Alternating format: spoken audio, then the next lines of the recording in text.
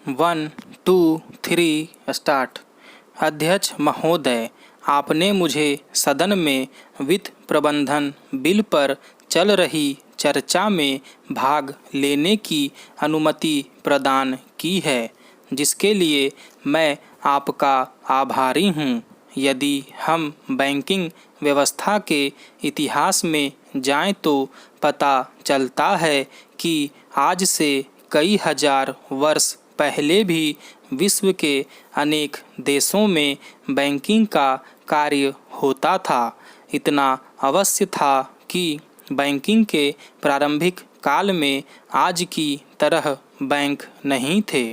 यह कार्य साहूकारों आदि द्वारा किया जाता था। उपलब्ध जानकारी के अनुसार सबसे पहले बेबीलोन में बैंकिंग प्रणाली का विकास हुआ। यहाँ साहूकारों के अलावा जन साधारण भी मुद्रा के लेन देन का व्यवसाय करते थे। उस देश के प्राचीन बैंक की कार्य प्रणाली बहुत ही विकसित थी। इसके बाद यूनान, रोम और इटली में बैंकिंग व्यवसाय ने काफ़ी उन्नति की। इटली में अब से लगभग 2500 वर्ष पूर्व राज्य की ओर से दी गई एक आज्ञा का प्रमाण मिलता है, जिसके अनुसार कई बैंकों को अपने कार्यालय स्थापित करने का आदेश दिया गया था। इससे ज्ञात होता है कि इस युग में भी बैंकिंग व्यवस्था में सरकार का हस्तक्षेप था। इसके बाद कई शताब्दियों तक बैंकिंग का कार्य शिथिलता से चलता रहा। इसके दो प्रमुख कारण थे।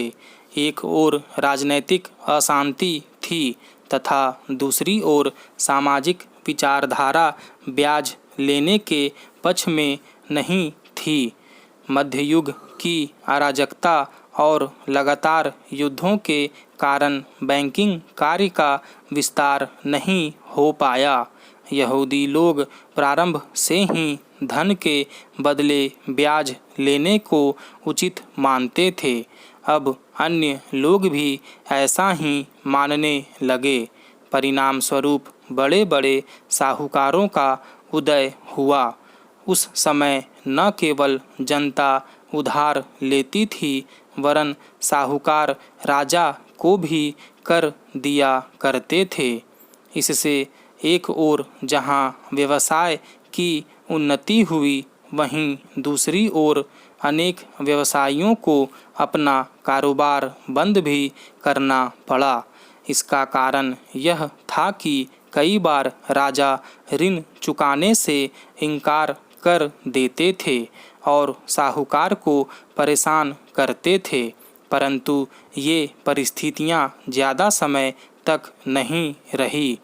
अध्यक्ष जी, बैंकिंग प्रथा की वास्तविक प्रगति 17वीं शताब्दी से दिखाई देती है, जब यूरोप में औद्योगिक क्रांति हुई और उद्योग एवं व्यापार ने उन्नति की। आधुनिक प्रकार का सबसे पहला बैंक स्पेन में स्थापित किया गया था। धीरे धीरे इसका विस्तार अन्य पश्चिमी देशों में हुआ।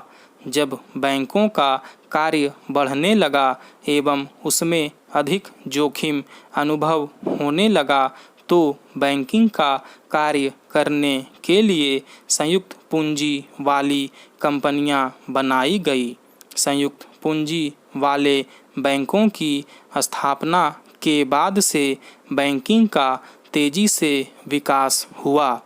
18वीं शताब्दी के प्रारंभ में ही नोटों के प्रचलन का अधिकार था, तो देश की सरकार के हाथ में आ गया था तथा केंद्रीय बैंक इस कार्य को करने लगे।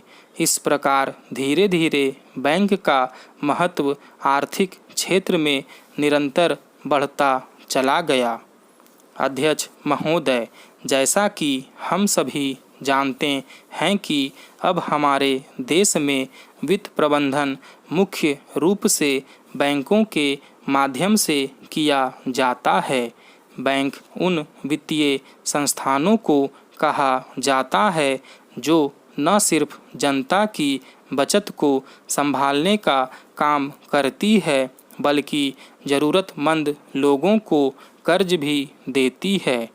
जिन लोगों के पास पर्याप्त धन होता है वे अपने धन को बैंकों में जमा करते हैं, जिससे बैंक में धन का पकड़ जमा रहता है।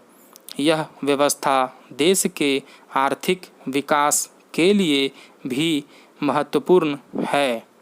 अध्यक्ष महोदय, वैसे तो हमारे देश में विभिन्न प्रकार की बैंकिंग व्यवस्थाएं हैं जो आम नागरिकों के साथ साथ व्यापारियों के लिए अलग अलग प्रकार की सेवाएं प्रदान करती है, लेकिन मैं कुछ प्रमुख व्यवस्थाओं की चर्चा करना चाहूँगा। प्रत्येक देश में एक सेंट्रल बैंक होता है। यह देश का शीर्ष बैंक होता है।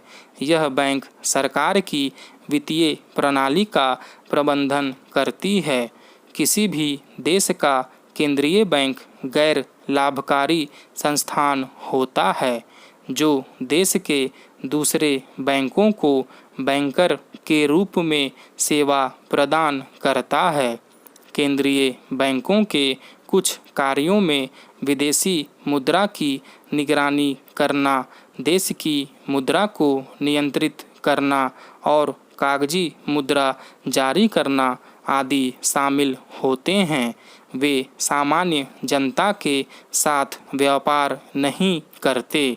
बैंकों की दूसरी व्यवस्था सामान्य रिटेल बैंकिंग के रूप में होती है।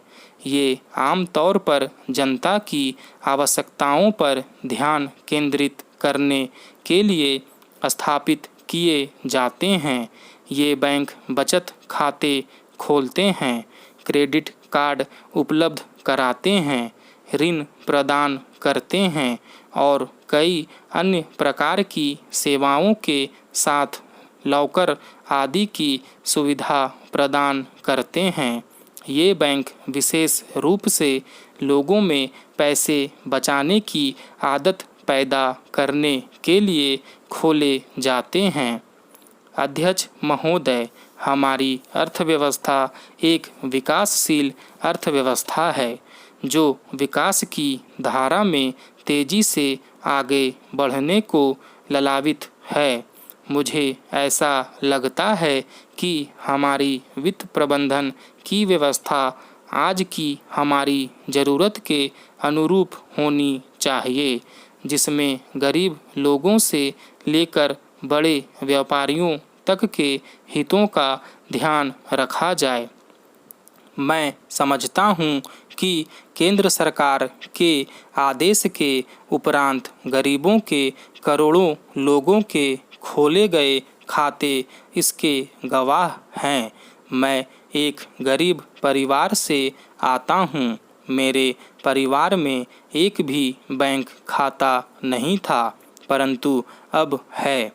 अध्यक्ष महोदय, कुछ समय पहले तक अंतर्राष्ट्रीय एजेंसियां यह कहा करती थी कि भारत में विकास की गति कभी स्थिर नहीं रहती है।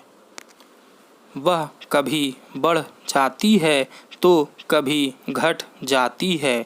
आज मैं पूरे विश्वास के साथ इस सदन में कह सकता हूँ कि पिछले 5 वर्षों में देश के विकास की गति नियत रही है।